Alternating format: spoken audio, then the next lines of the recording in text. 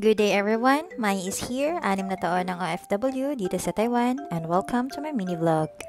At dahil nga nandito na sa Taiwan yung bagyo ay wala tayong pasok kaya medyo late tayo nagising. 10:45 na nga ako nagising dito kaya agad na ako nagsaing kasi nakaramdam na ako ng gutom.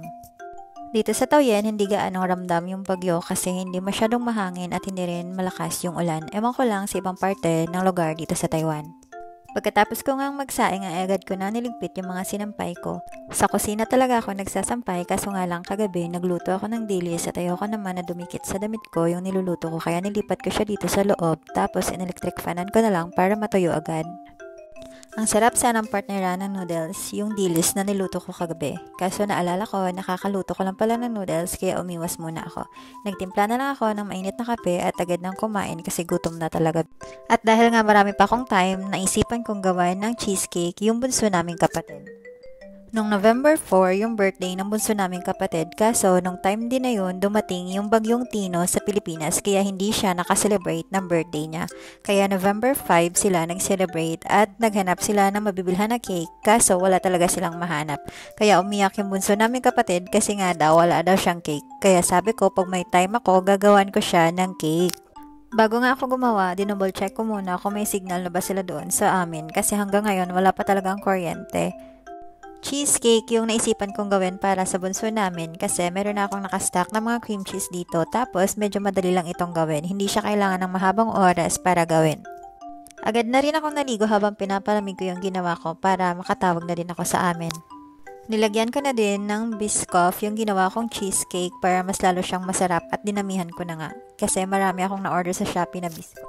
5 taong gulang pa lang pala yung bunso namin at 2 beses pa lang kami nagkita ng personal nito. Pero kahit 2 beses lang yun ay mahal na mahal ko talaga yung batang to kahit sobrang makulit. Wala rin siyang ka-idea dyan na ginawan ko siya ng cake at para makantahan ko siya mamaya. Kaya tingnan nyo naman yung mukha niya. Napaka-seryoso talaga yung bata na to. Muntik na ngang mainip kakahintay sa akin. Tas tingnan nyo yung mukha niya. Biglang nang bago nung nakita niya yung dinadala kong cheesecake para sa kanya. Yan! Ang cute. Tuwang-tuwa talaga siya nung time na yan. Tingnan nyo. Tapos, hindi ko matapos-tapos yung pagkanta ko sa kanya ng happy birthday kasi hindi ko alam kung bakit tumutulo yung luha ko. Naiyak talaga ako nung time na yan. Ewan ko ba bakit?